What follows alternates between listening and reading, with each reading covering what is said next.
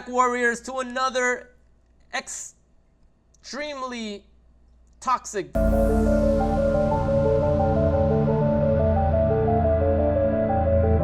That's right, the rumors are true. My name is Kita, and I am taking another question today that came in all the way from Cape Town, San Antonio. Dear Kita, I have a question for you.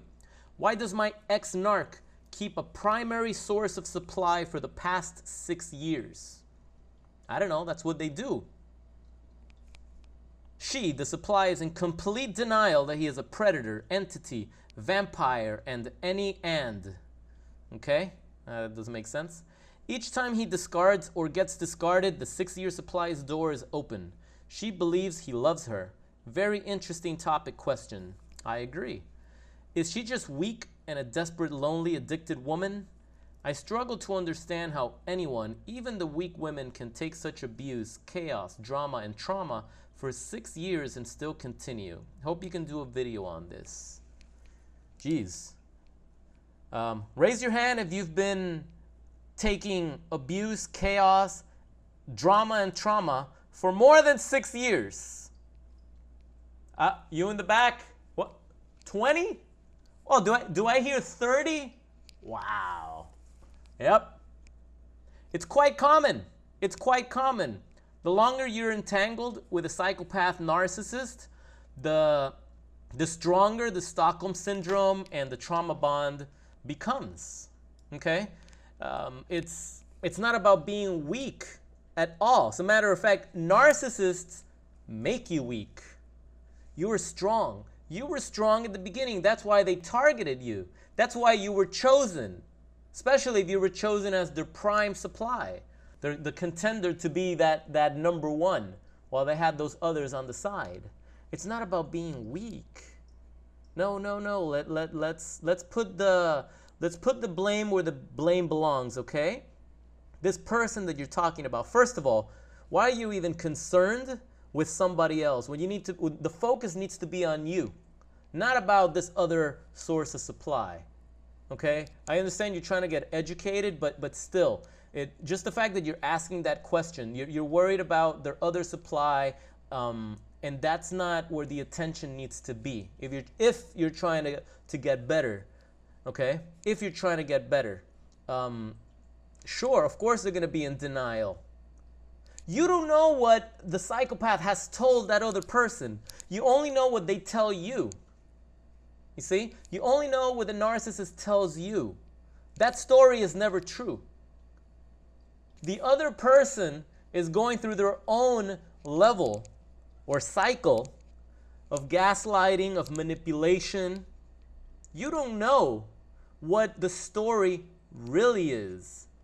If you try to speak to any of the other supplies of their other victims, 9 out of 10 times, 9.5 out of 10 times, 9.8 times out of 10, they will turn against you. They will think that you're the monster. They would say, oh yeah, he told me about you. You're that crazy person. Get the hell out of here. They're not going to listen to you. You're crazy. They have smeared your name already. They have projected what they are onto you. Narcissists go into the new relationship and they always have some past drama from their ex. And it's usually a projection of what they were. It's usually a projection of what they were. So yeah, 6 years, that's great. Calling her weak, desperate, and lonely? I don't know. I really don't know about that. You know, it's not fair. It's not fair to put that label onto someone that's going through a narcissistic entanglement, because it's not the, I mean, I talk about being desperate and going out and dating low-hanging fruit and just dating someone and ignoring red flags because you're so desperate to be in a relationship that you purposely avert your eyes from red flags. I talk about that all the time, and I know that loneliness can get the best of you. Loneliness can make you make stupid decisions and compromising decisions that put you in a most unfavorable situation. But this is not the case. When you're going through a narcissistic entanglement, you have to First of all, you have to develop the awareness and know what it is that you're dealing with. And if this person that you're talking about has not figured that out or doesn't even care, that's none of your business. Your business is keeping your side of the street clean. Your business needs to be recovering from this entanglement. Your business, if you haven't already done so, is getting the heck out of Dodge and getting a divorce or moving out or getting the heck out of the relationship, because it's going to ruin you. It's destroying you as it is. So hopefully, I don't know your situation, but hopefully you've gotten out. And if you haven't, that needs to be your primary purpose. Right now, your primary purpose and focus needs to be on creating an exit strategy to get out of there. Don't worry about anybody else. Don't worry about who they're going to or who they've been going to.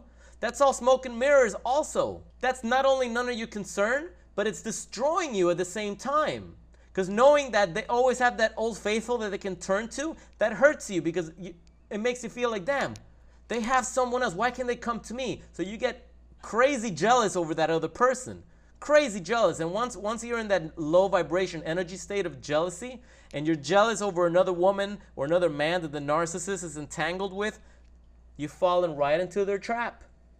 Right into their trap. The goal needs to be to get healthy from this situation and move forward so that you can attract healthy people in your life, whether it's a healthy romantic partner, healthy friends, just a healthy situation to be in. And anytime that you're in the trap with a narcissist, that ain't gonna happen anytime soon. It's just impossible. You're not putting yourself in a situation to grow. You gotta get the hell out of there and keep the focus on you. For too long, the focus has been on the narcissist. For too long, the focus has been on whether they're lying, whether they're cheating, whether they love you, whether they not love you, whether they're coming back, how long are they going to ghost you for, all this nonsense. The attention needs to be on you, not their flying monkeys, not their other sources of supply. As a matter of fact, now that you know that this toxic predator has had another source of supply for 6 years, you shouldn't even want to be with them anymore. It should gross you out. It's disgusting to know that anytime they get into a fight or an argument with you, or it's not convenient to be around you for whatever reason, you're making things uncomfortable for them by calling them out on their shit, they always have someone that they can turn to. That's devaluation. You are being devalued every time that happens. I know what it feels like to have somebody that just goes back to their ex. Go fuck yourself if that's what you're gonna do. Don't come around my neck of the woods anymore. Go drown yourself with the other person. Good luck. I hope that other person treats you well. I really hope they do. But it doesn't matter whether they get treated well or not. If they're a narcissist, if they're a psychopath, they're going to self-sabotage that relationship, and that person is going to get destroyed the same way you did. Let God, let karma handle that. That's none of your business anymore. And I can promise you, once you learn to let that go, you're going to sleep a lot better, and you're going to be waking up in the morning feeling a lot better, because you're not going to be worried about that other person anymore. That's not something that's going to come and haunt you anymore. You got to put those things away. And I know it's not easy. I know it's not easy to just flip a switch and just focus on yourself and put all these things out of your head. Oh, of course not. It's not easy. You're always ruminating. You have this obsessive compulsive thought patterns that just don't stop. And they go on and on and on about this person and that person, and maybe she's prettier, and maybe this, and maybe... It's very, very hard to live with. If you're not speaking with someone that understands what this is and has walked through the same valleys of hell that you have, it can feel lonely. It can feel like nobody in this world understands you. But I've been through this shit. I was also in hell. I was also entangled with toxic people. I was also triangulated. I was also love bombed, devalued, discarded, hoovered, discarded again. I know what that feels like. And I see it, and I can expect it a mile away now the minute I see red flags and I notice those shifts in personality behaviors. I see it all the time, and I prepare myself for it. It's very easy to see once you develop the Shinigami eyes, like I like to call it. Once you're wearing the new set of goggles, you can see people for what they truly are. You can tell when someone's love bombing you right at the beginning. You know something's not right. You know that it doesn't sit well with your soul or in the gut. it just doesn't sit well. You can tell that they're trying a little too hard and a little too fast and a little too soon. I can show you how to develop those skills, but most importantly, I can help you get out of this toxic entanglement. Develop the courage that you need to come face to face with fear, stare at it in the eye, and call it for what it is, and rebuild your self-esteem and your self-worth. Reframe, rewire those thought patterns that are keeping you in a state of anxiety and PTSD long after the narcissist already moved on to someone else. So if you'd like to work directly with me, go ahead and click on the links I put in the description of this video for more information and details on how we can set something up together. In the meantime, why don't you download the free ebook as a starter that I designed called The 5 Steps of No Contact. It's free. You can download it to your phone or your computer, and it's going to show you how to start establishing boundaries of no contact. And you know what? Those boundaries of no contact extend to these other sources of supply that you're so worried about. You have to cut communication with them too, right away. Anything the narcissist touches has been infected by their darkness, and you don't want anything to do with those people, because they're gonna mess up your head too, more than it's already messed up. So stay away, keep the focus on yourself as best you can, and keep moving forward every single day. Thanks for sharing. Thanks for submitting your question. Guys, if you like to submit a question of your own, feel free to shoot me an email at info@psychopathexposure.com. Thanks again for all of your support. I love watching this community grow in health and in awareness. And I love reading your comments, especially the angry ones where you just about had it with your narcissist partner or your narcissist ex, and you're just like ripping them apart in the comments. I love reading that because that energy needs to be let out. For too long of a time, the narcissist kept you in a prison and you were afraid to speak up.